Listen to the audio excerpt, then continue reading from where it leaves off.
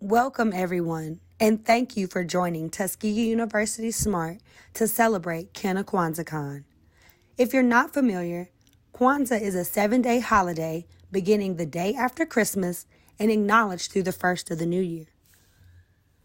Kwanzaa was founded by Maulana Karinga as a way of uniting and empowering the so-called Black community. Cannabis is an extremely versatile agriculture commodity with over 50,000 implications for everyday use, where smoking is only one. Kwanzaa is where we explore the diversity of cannabis and what it means for the future of our community, especially in the face of climate change. Today, we celebrate the principle of UJAMAA, which represents cooperative economics. Habaragani. UJAMAA. Well, welcome and thank you guys for joining us for this fourth day of Kwanzaa as we celebrate the principle of UJAMAA, which represents cooperative economics. Based on the principle, our topic that we'll be uncovering today involve innovation and entrepreneurship.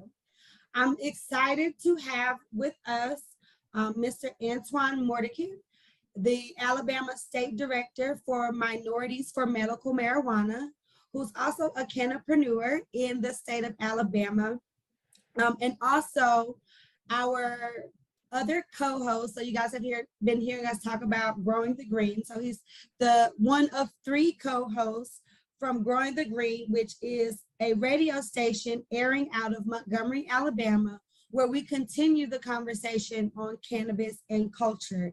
And that's on WVAS 90.7 FM.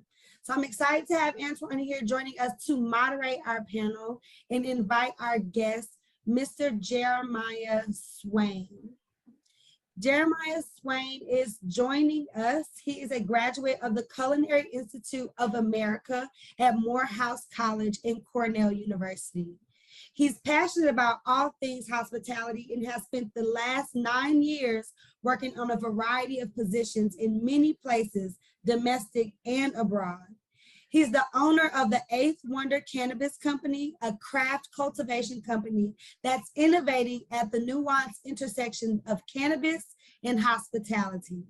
As the CEO, Jeremiah seeks to uncover strategic opportunities for the brands to authentically engage customers at nuanced cultural intersections. So we're really excited to explore these today. More specifically, he organizes interdisciplinary approaches to his ideation process. His ideation thesis is grounded in the belief that intentionality, seeking inclusive perspectives of all narratives, catalyzes disruptive cohesion. The result is a more considerate innovation. So thank you both to Antoine and Jeremiah for joining us for today's panel. We're excited to uncover the innovations that are happening between you both. And I'll pass the torch to Antoine. Thank you. Thank you, Della Kyle. Like as she mentioned, my name is Antoine Mordican. I'm the Alabama State Director for Minorities for Medical Marijuana. Also a pivotal instrument what's going on with the work here in Alabama. Also one of the co-hosts for Growing the Green, and also the CEO of Expiring Medical Cannabis company called Native Black Cultivation. But Jeremiah, appreciate you jumping on this call with us. Like to ask you a question, man. You know, with it being such a great week as we celebrate Kwanzaa now, with us being in the fourth day of Kwanzaa, you know, the principle for today is UJAMAA. Let me ask you, are you familiar with what UJAMAA means? Yes, I'm familiar with the cooperative economics principle of UJAMAA, yes. Yeah, so with that being said, what does it mean to you, and as it relates to your field and your work as you do your work in the cannabis space? So I think right now, particularly as we as cannabis industry, gets on board in various states, and as we continue to struggle for kind of the social economic justices when it comes to even the licenses and things like that, I think the principle of cooperative economics really comes into place with everybody working together to ensure there is social equity. I think that we were all just out here just trying to get our own, we would end up fragmented, and the progress would be a lot more difficult, and you end up with one or two people. But I think that, what we found is by everybody continuing to put their heads together for whether it's their licenses or their processes or how they grow or, dispensary knowledge, like I think, that's where it becomes, UJAMAA in many ways. I got you. So that's definitely a good meaning of it. So what UJAMAA means to me, man, and I love the cooperative economics, because that's really what I'm big on here in Alabama, especially with everything we got going on with it being a novice new industry. I'm always looking to find a way to be able to break bread with my people, and in that sense of the opportunity that we have created here in Alabama. So I'll use myself as an example with me going for a cultivation license here in Alabama, and we understand the money that it takes to be able to run these kind of operations, and the works and the auxiliary help that you're going to need, down to HVAC, down to construction workers, down to attorneys, down to builders, down to contract, down to lawn service, down to landscaping, all these different auxiliary service that's going to be required for the operation to be able to run. My goal is to be able to encourage and motivate as many minorities to participate in the cannabis industry in that form. You don't necessarily have to touch the plant, but you can still provide your service to the industry to be able to to benefit economically. And that's kind of the position that I've been kind of creating, where that's the vision of what I plan on doing here in Alabama, especially with this, UJAMAA being our fourth principle. That's something that's near and dear to my heart as we continue to elevate. If we able to work together and build the ship and continue to sail and grow together, just the power that it gives us as we continue to have that economic growth and development, it gives us a lot more say-so in certain things that happens in our community and environment around us. So with that being said, man, on the next question, man. So with you being a craft cultivator, which cultivation is one of my niches, is one of my things as well. Can you describe your niche that you have in cultivation and how you ended up in this space with that niche? Sure. So when Lakai was talking about the intersection of hospitality and cannabis, that's really, my niche, and as far as what I believe is the part that I'm uniquely qualified for. I spent the last 10 years in the hospitality, 10, 11 years in the hospitality industry. And so I really love bringing people together. And nothing brings people together like a blunt, like, good old session. A good old session, right? And so, when I came to grad school at Cornell for hospitality, I ended up meeting a local cultivator. And I always like to dig into the local community no matter where I go.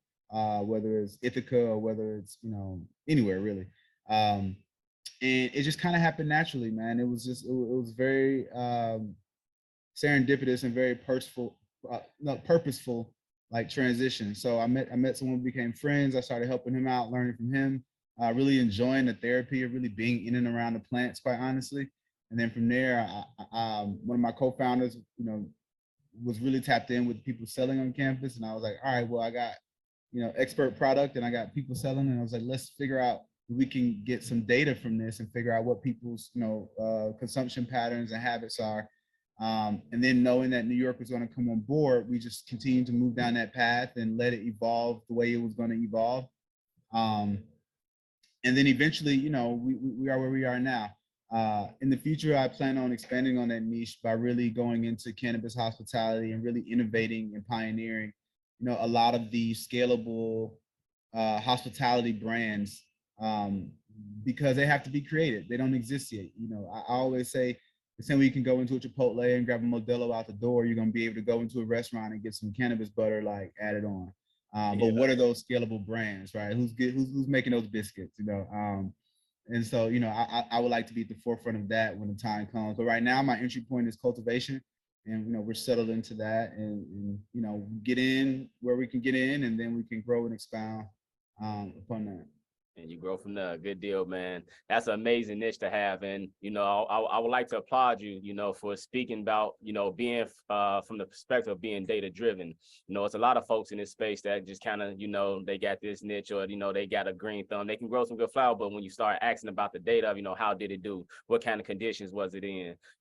How did it sell? Did the customers like, they don't have that information. They just kind of go just based off of however they feel. And it's kind of hard to, repeat that if you don't have have the exact recipe and the formula that you previously executed. So that's critical, man. I wish you all the best as you continue to grow and excel and grow. Kind of like the same thing I'm doing here in Alabama, man. I'm getting in as a cultivator, but that's like the starting point. That's just the door to get in and, learn more about the space and figure out, how you want to grow and be able to develop and grow. And that's when that UJAMAA come in again, man. You got to continue to connect with other people. You get exposed to more, you see more, and you just kind of, beautifully come together in that aspect to be, to be inspired and motivated to execute those things. Right. And I like the role that Smart's playing in because you need a conduit for cooperative economics a lot of times and I like the role that Smart's playing in being that conduit around various, in and around various campuses and cities. So, it's kudos and big ups to them for that. Definitely, man. They do some amazing work, man. Do some amazing work. So to my next question, as you kind of look more to get into the space and really made that decision, like, you know what, I'm gonna go ahead and start growing some cannabis. How did you go about preparing yourself to enter the space to make sure that you put yourself in a more of a successful or of achievable situation? How did you go about preparing? I in a lot of ways, I prepared by being in and around it the best I could, but I also just took a leap of faith and just jumped in it and kind of learned as I went. I think the preparation is really humility when it comes to plants, because as much as you think, you know what I'm saying, you do this, you water, you feed them, you know what I'm saying, whoop, done. Like, that's not the case. You might have that. We had some phenomenal beginner's luck, and then it went crazy. And so, preparation was a humility of going in, knowing that, like, you're gonna have investors' money. You really need to be a good steward of that, financially, and continue to just learn as you go. And then that ended up meaning, me stepping back and putting someone else in place.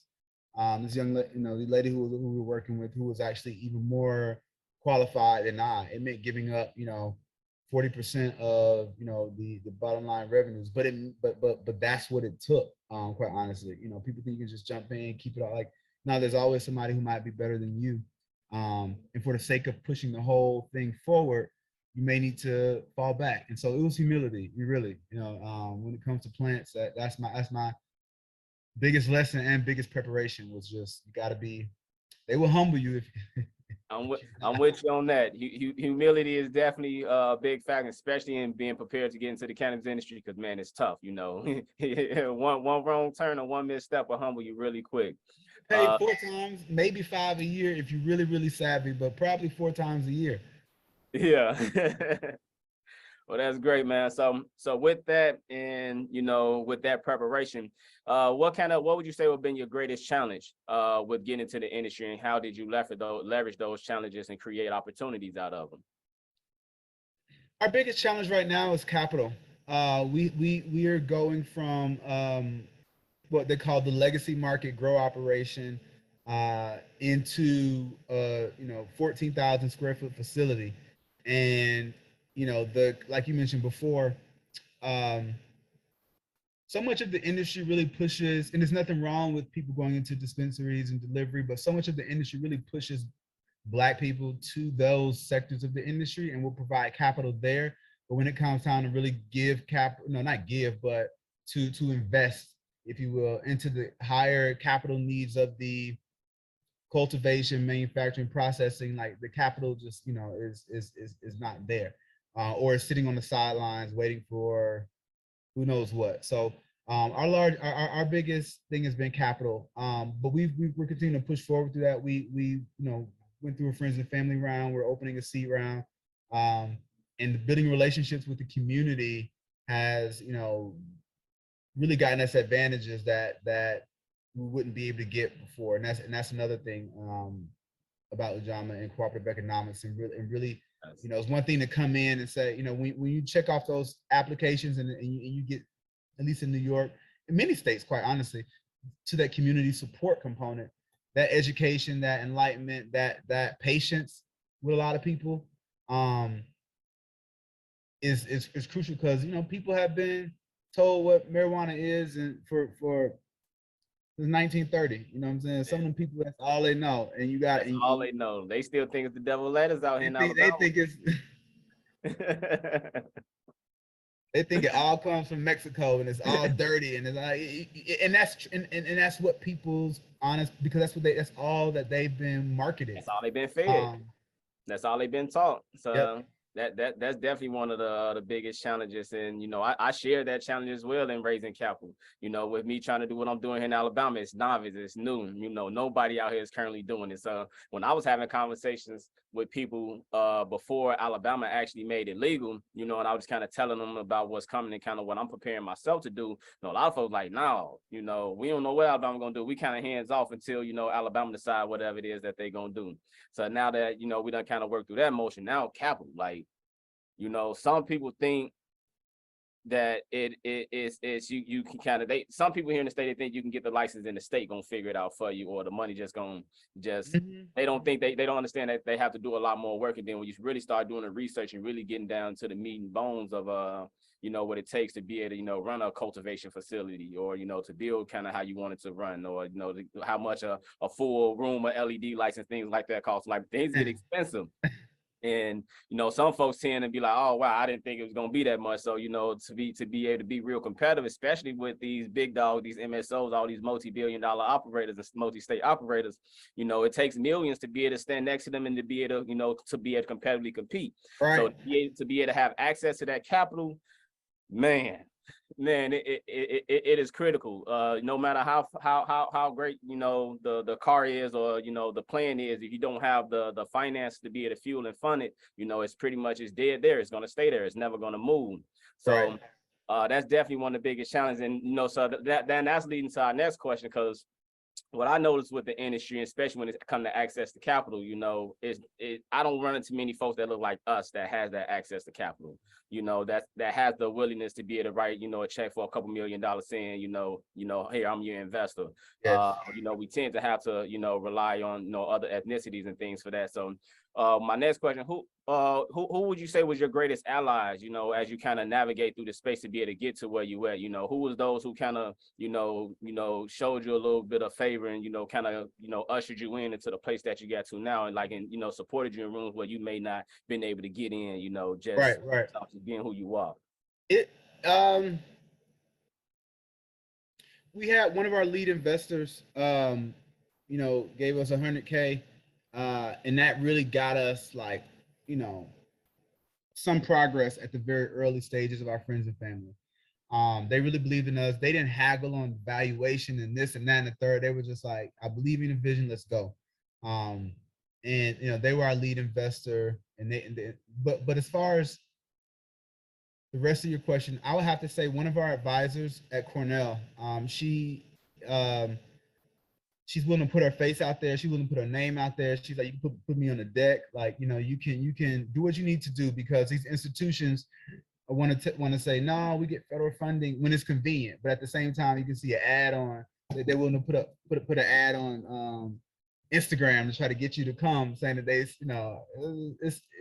both sides. And so she's willing to just go to bat for us in those rooms and really, like, put us out there, introduce us to whoever she knows. And while she hasn't given us any money, she's done a lot more than that. You know what I mean? When it comes to, if we have an issue with a pest or something, and she, boom, and it's just like taken care of. And then how we had russet mites at the beginning of this cycle. Honestly, I got rid of all our moms. We had to do all of these various mitigations. Man. Yeah, man, it came in through another plant. Oh, man. Hey, that's like typically what I say. Come on, don't bring nobody else planting your. But right now, man, sometimes it's like we're pheno hunting. Yeah. And so we're getting clones, and we don't have. It's not the labs and all the infrastructure to test and isolate aren't quite set up yet. You know what I mean? I can't just take it to a third location that's already clean and clear and ready to go. We just don't have that luxury, you know what I'm saying? But we messed up, but again, instead of wiping us out, we were able to call the resources around us and activate them, and they showed up. You know what I mean? Without it being a cost factor. So we have she's been instrumental. Dr. Buckler's been instrumental in what we're doing, and she's been an advocate, and definitely wanting to push forward. And there's also been um, one of the ladies who's over the program in the county we're in, the executive director of Scope, which is a Shiloh County Partnership for Economic Development, which is where we're located. And she's, put it all out on the line for us still, because she, believes in us, is giving us a lease for our building that's unbelievable. You know what I mean? Like those where you can't get a check written, getting something for $3.50 a square foot, when you could easily be charging 20, 25, like that's money, that's opportunity. That's the ability to say, okay, I need $4K a month to pay rent until things are going, versus like I need $15K a month to pay rent. That's right. So there have been continuous efforts from people to earnestly and honestly, not advantageously, really help us build this cooperative economic structure.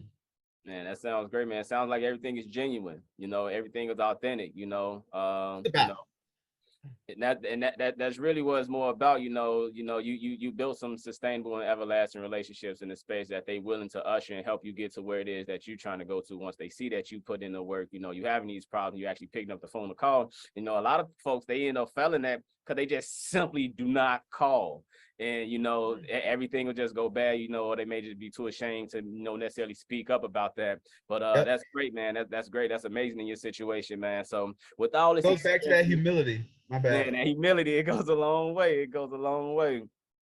So with all the amazing experience and qualities that you have experienced with getting to the space and the opportunity that you have created for yourself, this industry attracts a little bit of everybody from all spectrums of life and walks of life. What advice would you have for an individual to be able to know just a little bit of a small gem to help them successfully navigate this industry as they find their niche and their way in this industry, in this space? You hit on something earlier, actually, that's super important. And you hear people talk about this industry all the time as a green rush, and then you hear the anecdote about the people selling the picks and the axles along the way to the gold rush, and how that, and a lot of people made fortunes off selling the picks and the axles instead of going into the wilderness and pulling the gold out. And I think that there are, to be creative with how you can find your opportunity based on your current unique set of skills. I don't think, you don't need to go learn how to grow. I met a grower and jumped in it that way, and that was, my serendipitous path. But if I were to not have met him and tried to figure out how to get in now, it would not be that way. It would be strictly on-premise consumption and hospitality, because that's what I know, right? So I think, encouraging people to really take a inventory of their skill sets, and then understand that there is a huge bandwidth of needs in this opportunity. I mean, you need to create, POS systems for on-premise consumption. They're currently geared towards restaurants. Okay, what's the difference? How can you reprogram that? Are you a tech person? Then, boom, that's just one avenue of many, right? There are some apps that help, but there could be more. You know what I mean? There could be more competition on that side. There could be simply just, electrical engineer, let me build a better grow light. You know what I'm saying? Let me build, like, it's so many different things that aren't like you mentioned before, that aren't plant touching, or that are, you know what I mean? It's really, that's the path that's going to be of least resistance. So I think to anyone who I would give advice to is just, if you take an inventory of your skill sets, and then and those people around you, bring in some people where you need to, and build with the collaborative collection of skill sets in mind. Because if everybody took inventory of their skill sets and said, like, what do we need? What do we have? All right, we can go. Or, we really need this. We got to find this, or we have to develop this, and then we're good to go. Like, those. Find a need, find that niche, and fill that void. Fill that void with Jeremiah. It's been such a pleasure to be able to talk with you, man. It's a pleasure to be able to meet and connect with you. Appreciate you participating on the 4th day of UJAMAA for us here as we celebrate Kwanzaa, man. With the last question, man, how can we get in touch with you, man? You know, what's your social media handles, website, and you know, what can we expect for you out of the upcoming new year for 2023? So yeah, we're Eighth Wonder Cannabis, Eighth Wonder Cannabis Company. eighthwondercannabis.co is our email. I'm Jeremiah Swain. You can just reach out to me, however, LinkedIn, whatever the case might be. This is the year for our license. We're preparing to become a licensed recreational cultivator in New York, in the first wave of licenses, and we're moving earnestly towards that goal. And so that's our goal. We're looking to have our license whenever they let them go, which will be, I think, in the first half of the year, and then to have raised the capital and got our facility outfitted so that way we're cultivating and we're putting high quality craft product out in the market, and getting this train moving. That's what we're excited about. So we're looking forward to. That's our year for 23. Yeah. Amazing, brother. I wish you nothing but the best. I feel Likewise. like you already got it. Put it already in the air, man. I can't wait till next year we hear all about it, brother. I definitely appreciate you jumping on the call, lending us your time to be able to interview with us, and looking forward to connecting with you soon. Likewise, man. I appreciate it. I'll pass it back over to you, Lakaya.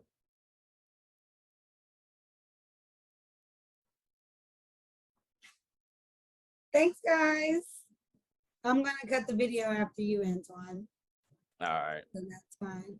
Thanks, Jeremiah, for engaging us in the interview. Some things I do want to tell you is that we want to invite you to join us on January the 1st, 2023 at 3:00 p.m. Central Standard Time. We're going to be our Kwanzaa events will culminate on the last day of Kwanzaa with a community roundtable discussion that'll be hosted in a hybrid setting. So we'll be bringing our local friends, hopefully to join us in person, but we invite our community, our SMART community, our Tuskegee community, our HBCU community, our Cannabis community. We invite everyone to join us virtually for this event. So we'd love to see you there. Give people an opportunity to engage with you one-on-one and pick your brain a little bit more, and just kind of open the floor to some conversation that might not be guided by our own thought processes. So again, that's January 1st, 2023 at 3:00 p.m. Central Standard Time. That's 112233 for your numerology fantasies. Awesome. Appreciate it. Good deal. So Antoine, I just want to thank you again for joining us during our Kwanzaa celebration as we explore entrepreneurship and innovation. I know we just finished talking with Jeremiah Swain, but we have another guest joining us today, Tahir Johnson. So Tahir is the founder and CEO of Simply Pure Trenton, New Jersey, a recently licensed dispensary in Ewing, New Jersey. He's previously served as the Director of Social Equity and Inclusion at the Marijuana Policy Project and U.S. Cannabis Council. And he was the Diversity, Equity, and Inclusion Manager at the National Cannabis Industry Association. Before entering into the cannabis industry, Tahir had majored in marketing at Howard University and completed the Power and Influence for Positive Impact certificate program at the Harvard Business School online. He also holds a marijuana master's certificate from the Cannabis Training University and certification in indoor horticulture from Oaksterdam University. Outside of all this beautiful work in the cannabis industry, he also produces and hosts the Cannabis Diversity Report podcast and is a girl dad to 3 beautiful daughters. So I just want you to join me in welcoming Tahir Johnson as we explore as we continue to explore our Kwanzaa principles for the day. Thank you, thank you. What's going on? I gotta update that bio too, because it says something about Harvard and didn't say Howard in there. That's not right. Gotta mention it. That The somehow that thing got mixed up along the way. I need to fix that. We got you at Howard and Harvard. Okay, no, I'm just saying you gotta make sure I rep the right HU the most prominently, you know.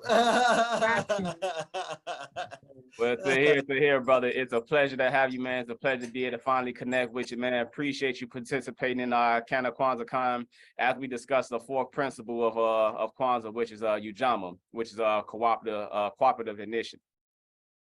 No, cooperative economics. I'm sorry, UJAMAA is cooperative economics. So go ahead and get the interview started, man. With the first question, what does UJAMAA means to you as it relates to your work in the cannabis space? Yeah, oh man, I'm so happy you asked me this question. It's a good one because I'll say for one, it is my favorite principle. And to be honest, this principle of cooperative economics was literally one of my biggest inspirations about getting into cannabis in the first place. So what it means to me as we look at this, the industry, it really has been what's inspired my work over the past 4 years. And that as we look at this industry, now I'm in this great place where I have the opportunity to actually get a license and be an example of all the things that I've been talking about and working towards. But really for the past 4 years, it really has been about trying to move our position in the industry forward together, right? And that what I've learned is it happens in a couple of ways. It happens through legislation, having a seat at the table, being a voice as it's getting done, right? Like if you're not, what do they say? Like if you're not, if you're not in the kitchen, pretty much you're on the menu, you know what I'm saying? So trying to make sure that we can have a voice in terms of as the policies are being created, networks, opportunities, education, all those types of things, and us supporting each other.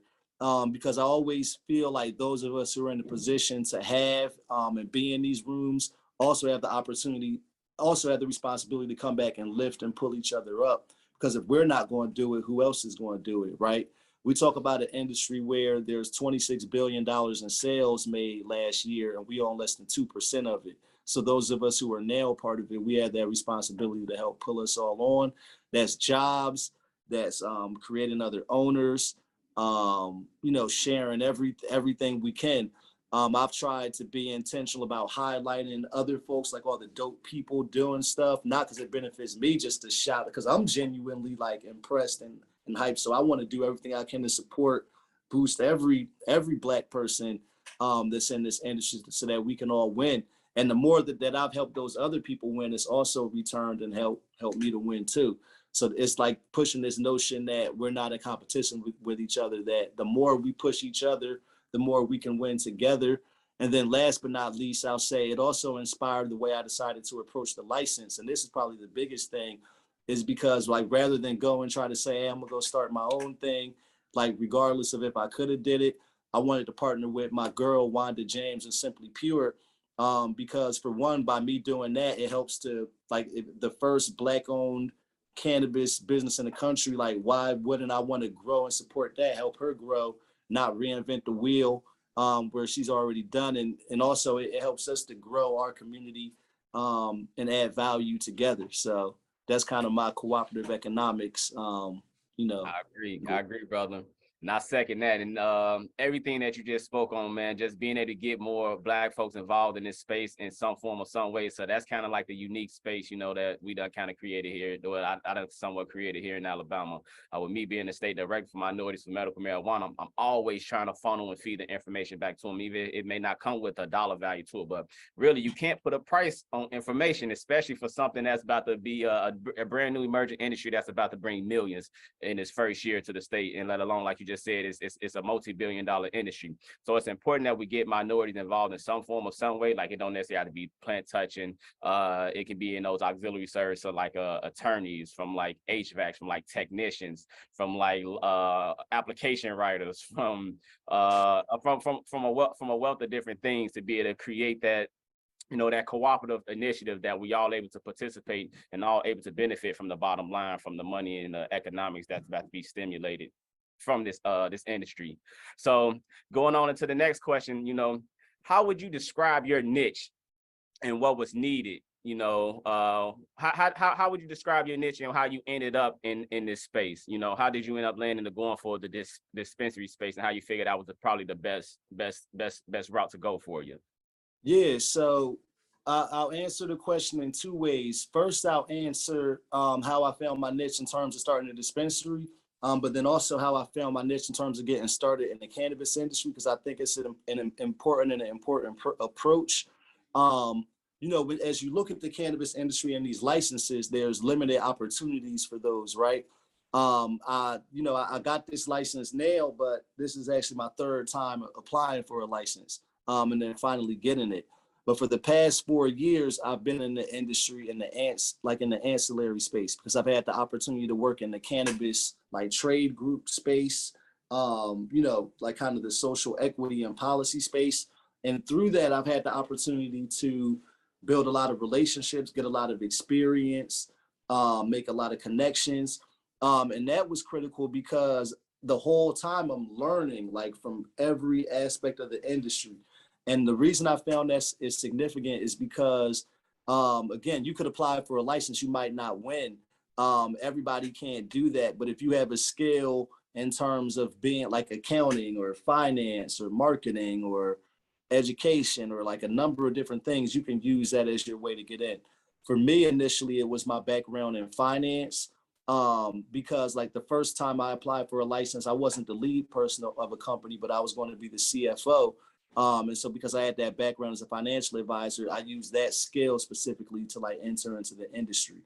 The next part that I like kind of worked on throughout my career was like my relationships and skills of building relationships. And that helped me to kind of work in the advocacy space. So that was kind of my entrance into the industry. So I would say, ask yourself, what do you do? Like, what's kind of your skill set? How can you use that to get in? In terms of when it comes to trying to figure out, right, like what kind of license or how do you want to participate in actually ownership in the industry? There's a number of different lanes you could take, right? You could take a dispensary, which is retail. There's cultivation, growing the products. There's manufacturing, like making all the byproducts that come after it's produced. There's like delivery, wholesale, transportation, like all these different things.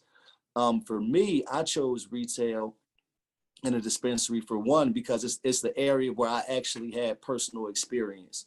Like I was a manager at a bank for a lot of my career, and I was a good one. Like I had like top scores in customer service, employee engagement, and sales. I also actually worked at a dispensary, so I had that dispensary experience.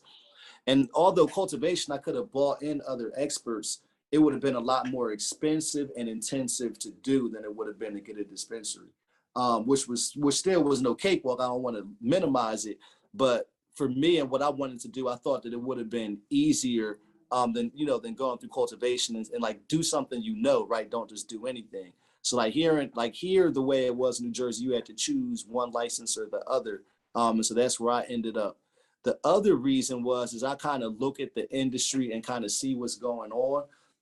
You see where like as the cannabis market grows and becomes more normalized, you see this compression is happening. It's happening like crazy now, like this price compression around like sales. Like if you're a seller now, right, and you're trying to compete against like bigger cultivators, it's going to be harder to compete and have product versus if I'm a retail store and my store is popping and everybody wants to come shop here.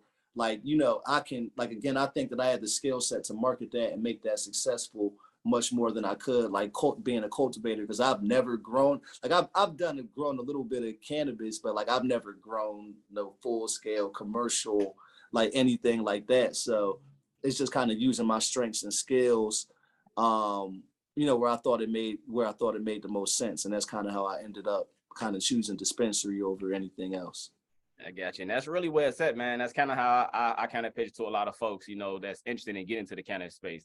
You really just look inward, see what, skills and values and, service that it is that you currently have, and find a way that you can be able to implement it, into the cannabis industry, because it's a brand new industry and it needs a wealth of services and things like that. So, man, you're spot on. So, another question I'd like to ask you is more about kind of how did you prepare to enter the space? And I kind of share a little more and kind of give an example of, kind of how I prepared to enter the space here in Alabama.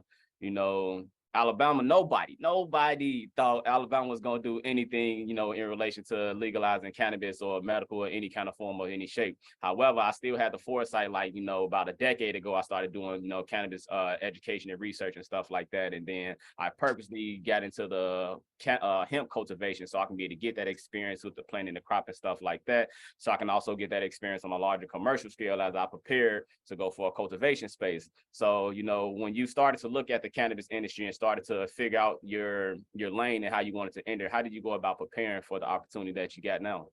Yeah, sure. So for me, a lot of the way I looked at it was like using my experience that I had like in other industries. And so I wanted to approach it so when I first started looking at the cannabis industry in 2018, like my point of reference was like being a young Black person that had like been successful in finance. And already there weren't a lot of Black folks that were like investment advisors, right? So I was kind of looking at the cannabis industry in all honesty, and I was like, man, first of all, as I was looking at this legal industry, I didn't see a lot of people that looked like me that had the particular like skill set that I had in finance.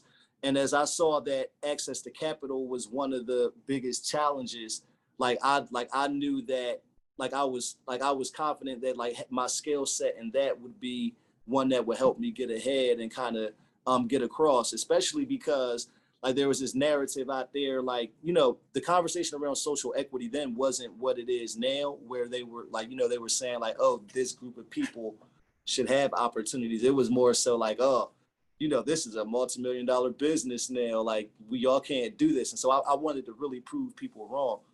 So the way that I approached it was, for one, like I think education was an important part of that. Because when you have a certain credential, nobody could take that from you, right? It gives you this proof and validation that you have like this certain skill. So when I first got into the industry, I wanted to learn how to do all different types of things. I went to Oxford University. I got that certificate in horticulture from there. I went to Cannabis Training University. It was like this online course, but they had like 6 different areas. I got this certification from there. Americans for Safe Access. But then I wanted to get hands-on experience. I wanted it to be beyond just like I've sold weed before, like in life, but like I worked in the legal industry. So like anything else, again, when you do something, you just want to start as an apprentice. You know what I'm saying? Work your way all the way up. So I actually said, if I want to be in the industry and want to see it hands-on, I need to work at a dispensary. So I started working at a dispensary part-time while I was still working in finance. So at that point, I'm working 7 days a week in the dispensary part-time. And then once I made the decision that this was what I wanted to do full-time, I quit the job in finance, started working at the dispensary full-time. So that hands-on experience, like starting from the bottom, seeing the way things work and working your way up, I think that's valuable in anything, because you can't just come in and be like, you want to run a company if you never worked like at that type of industry or that company, right? So the other thing that I thought was important that I did to prepare was networking, like joining organizations of people that are experts, like you said, like coming in for minorities for medical marijuana. Like all those types of groups were critical to my success, because it was like when I came in, I became a member of the Minority Cannabis Business Association. I became a member of Minorities for Medical Marijuana, and I made sure I was super active in those groups and I could build relationships, because that's where I started meeting people to help push myself beyond. That's where you get information, you get that education, and really started being active. So it's that combination of like the education, and I feel like I keep saying that word education, but you get it in so many different ways, whether it's a certification, whether it's hands-on, like in the industry, or from the relationships and the people that you get, and so from there, as I like got active in all these places, I got an opportunity to do a lot of different things and wear so many different hats. And in each one of those, it's like I learned something else or got something else that could help me out along, help me out to ultimately get here. Good deal. Good deal. Yeah, that networking, man, is critical, and just getting involved in those that are already in the space, and especially those organizations, to be able to get that information firsthand is definitely a big preparation, especially when you knowing that you're getting certified and trustworthy information. Because some folks will tell you some things, and it just may not end up being true, and it may not hold any value. But as we go into our next question, we understand in this cannabis industry, just trying to set up, it comes with a lot of different challenges. The question I would have for you, what would you say was your greatest challenge that you encountered entering the cannabis space, and how did you leverage that challenge to become an opportunity? Yeah, and make my dog stop barking real quick. So I'll say the greatest, probably the greatest challenge that I experienced kind of getting into the industry and how did I leverage it. I think the greatest challenge that I found getting into the industry was, I think the greatest challenge that I found getting into the industry was just the fact, I know it sounds crazy, but the fact that there was a challenge in the first place, right? The fact that it was so difficult and so hard, and that, to be honest, that I applied for the license the first time and failed. If I had won and gotten the license all the way back then in 2019, then I wouldn't have had the opportunity to do all these things and learn all these things that I did. And because that happened, if I wouldn't have got the opportunity to do this work that I have over the past 4 years, I wouldn't have met so many people, and I wouldn't have had the insight to kind of now be where I am, where it's I'm at the starting line today, but I've already gotten, I think that where I'm at the starting line isn't the same place where most typical people that are just starting in the industry as an owner are. It's I've already kind of gotten enough information and relationships and resources that people have from years. So that failure and that loss, if you will, was the best thing that ever happened to me. So I would say that I would give that advice to anybody that this industry is one where you have to have a lot of resilience. You got to have a lot of resolve. And if you really want to do this, it's not something where you're going to take an L and be like, oh, I'm done, I'm going to move on. Or you lose a job and at a certain place, you be like, oh, that's it, right? If you really want to do this, you got to keep coming back and go hard. And I think that's the biggest thing that I've did and I've done. And I think, I think I bought a different type of work ethic, or you know what I mean, that a lot of people didn't see. Because people will always ask oh, how do you do all this? How do you go everywhere? Because it's nothing for me to hop on the road and drive somewhere 8 hours away. If I got it, that's where I got to go to get the money, right? Or do what I got to do, hop on a flight, whatever. That's light work, right? We've been doing that. That's what we got to do. Right. So with that being, the challenge is simply just getting involved and get it going. With being in the cannabis space, unfortunately being minorities and, a person of color, it's just certain rooms that we just not privy to. So as you continue to network and building those relationships, you have to develop and create some allies in the area that can be able to enter certain rooms and that can speak, positively on your behalf, or simply just get your name brought up in certain conversations. Throughout your journey, who would you describe to be your greatest ally to kind of help you, assist you to lift you up to where you are now? Oh man, greatest ally.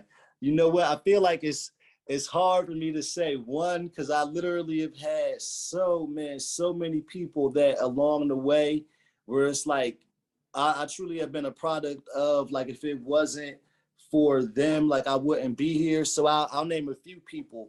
And I always say this, the first person that, if it wasn't for her, I probably wouldn't have been in cannabis, because her story inspired me that much, was Hope Wiseman. Being the youngest Black woman to own a dispensary in the country, and she had a background in finance. When I read about her and she was doing this, that inspired me. And I was like, yo, I could do this. I could do this too, right? So that was, seeing a young Black woman do this was my biggest inspiration.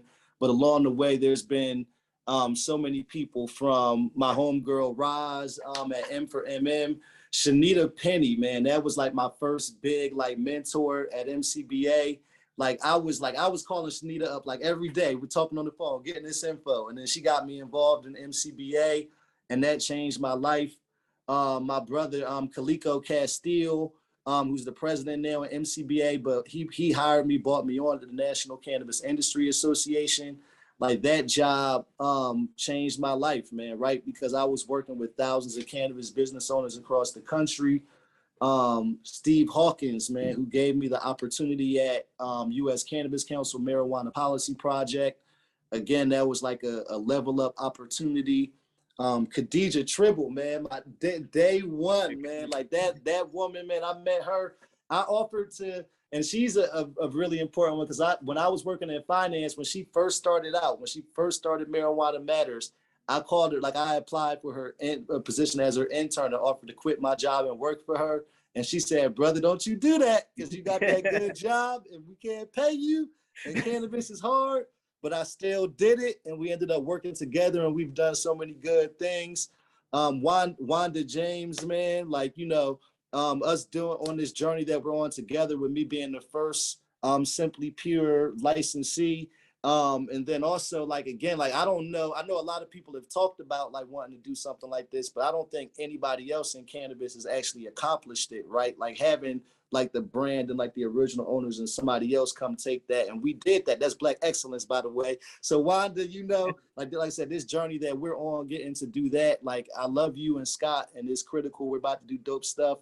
Oh, Dr. Shonda, man, I can't leave my girl out. Bison, you know, I met her in DC in the beginning. Like she's a Howard professor, right? She was Howard, so she's always gonna have that love. I came up to her and she opened up the door.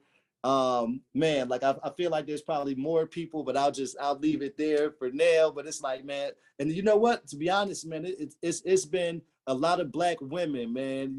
Like almost every person on that list I named was a Black woman. So like every step of the way, it was like some Black woman that was like opening up a door for me, inspiring me, giving me another opportunity to like prove and show what I could do. And from there, everybody else would notice and be like, yo, this brother could do that and like get an opportunity. So I mean, like, really shout out to Black women, man. They kind of made me and everything I did, for real. Same women that done brought me along the way, man. The tribe is real. The tribe is strong, man. And it typically start with the woman. So they definitely have been pioneering and leading the way, man. And you got some great folks on your side, on your team, man.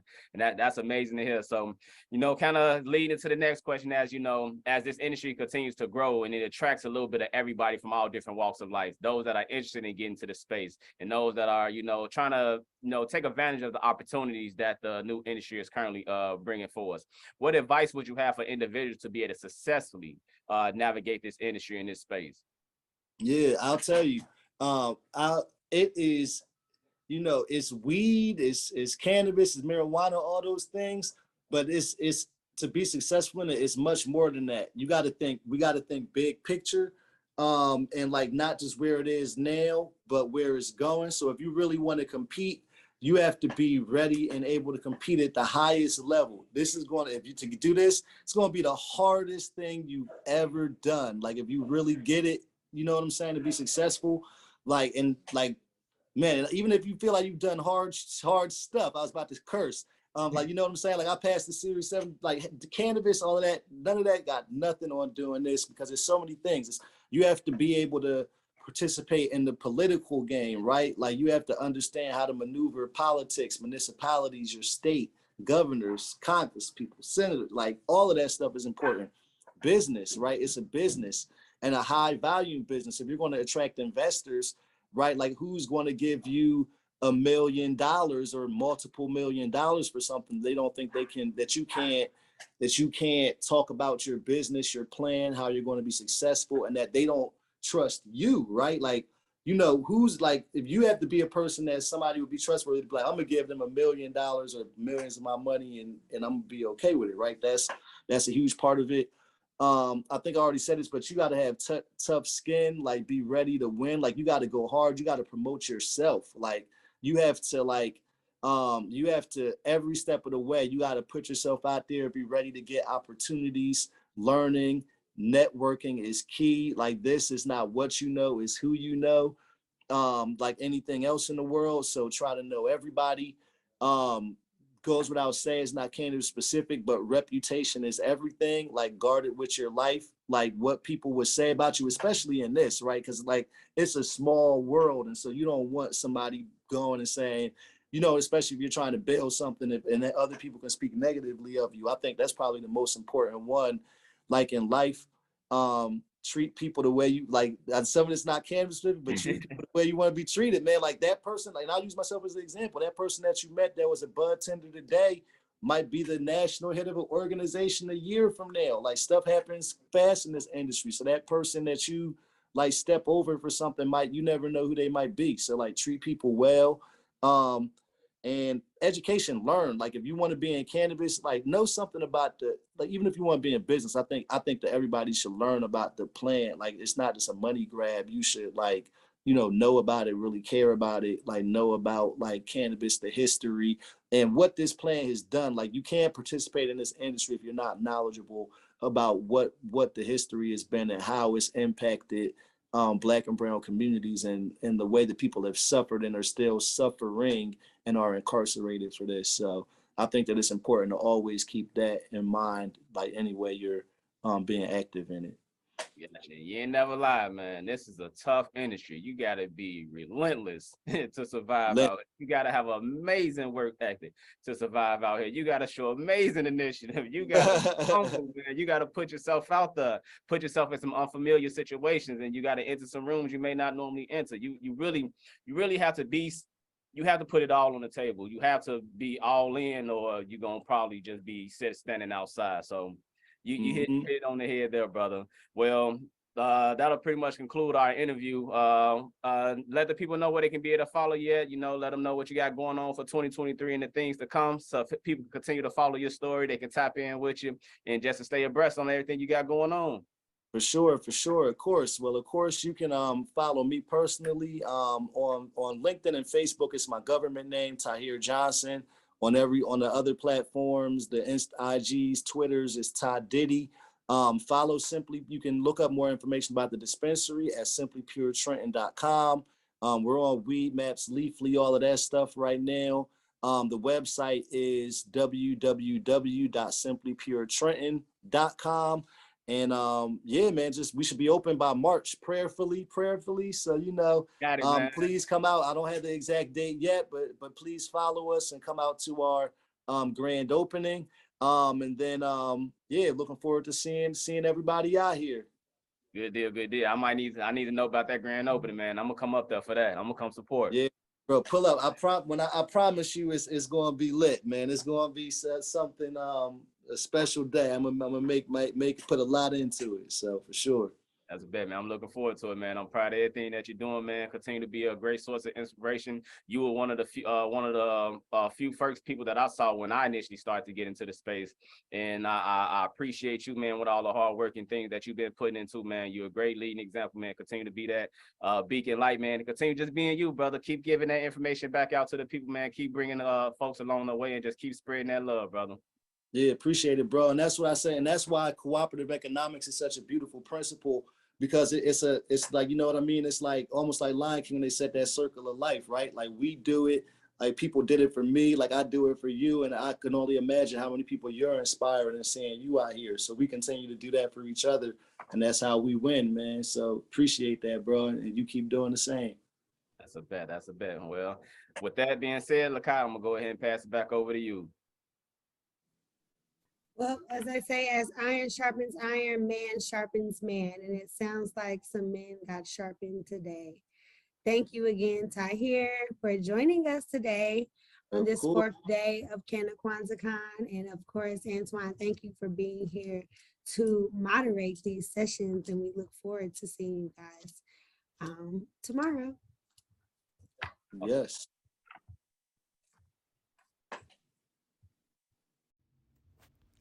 Harambe, thank you so much for tuning into today's CannaKwanzaa discussion. But the journey doesn't end here, bud. Join us and our guest of the week on January 1st, 2023 at 3:00 p.m. Central Standard Time for a live roundtable discussion around the principle of Imani, which means faith. You can register to attend the roundtable at lu.ma LU.MA/CKC23. That's LU.MA/CKC23. Be sure to like, comment, share, and subscribe to our YouTube channel for more updates from our team and to connect with our cannabis community. See you on the other side.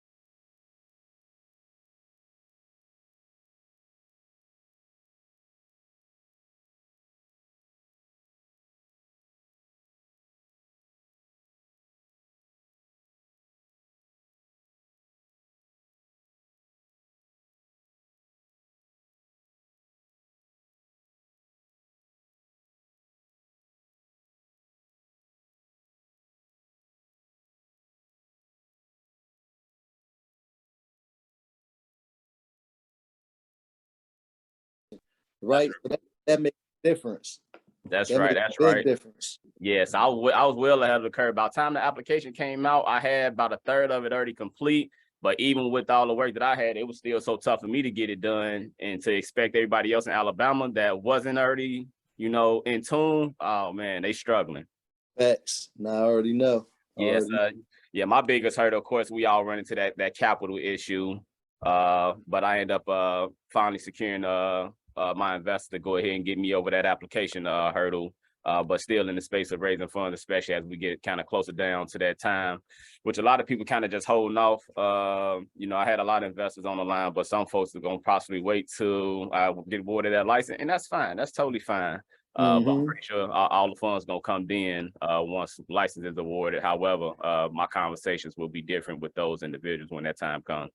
Facts. No, you took the words right out of my mouth, right? Because people are definitely down to invest when you already got it, but then by that time the price went up a little. Yeah, the price is no longer the same. The rule, the space for negotiation has officially changed. Right. So yeah, everything's been going well, my brother, out this way. I'm excited about what's to come. I feel like some very historic work is in motion. In the position that I'm in, history is about to be made. Amen to that. That's what it's all about, man. Trying to see what the heck is. Let me break these up a little bit. You should have the background now. I sent it to you. And I'm gonna try to pull some stuff from your bio. It's Ewing, New Jersey. Ewing. My apologies, y'all. I was trying to put that background up and I failed, so I'm just going to leave it alone. Oh dang. Oh, but it looks like the other one is still open. Yeah, you got you open twice. Oh man, hold on. What am I doing? Give me 1 second. We figure this technology out. Oh, there it went. Take your time. Let me get right. It's Ewing, New Jersey.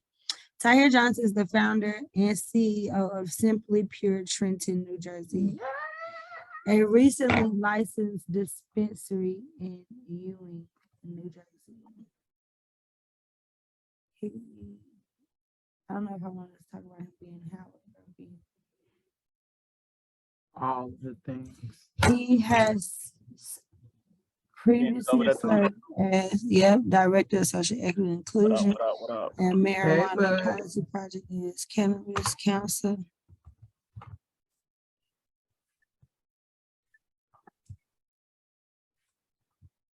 All right, the other one's going now. Good to go.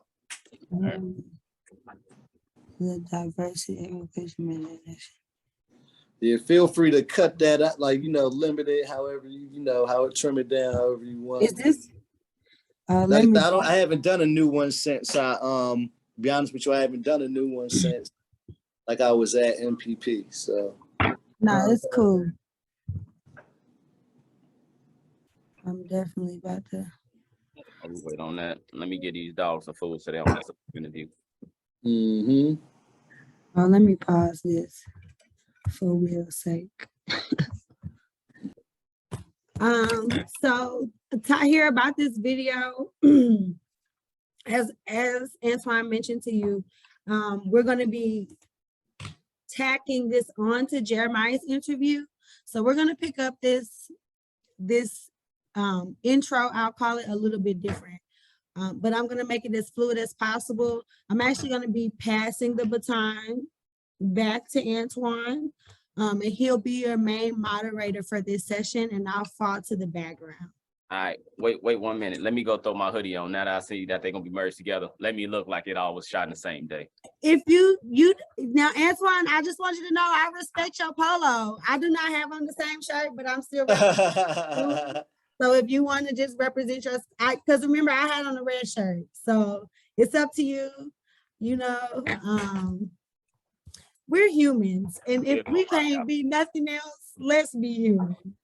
I'm all about efficiency, man, trying to make it all look cohesive. Yeah, I'm with you, but you know, it's a different time of the day. I got you transition. All right, we good to rock. Okay, beautiful.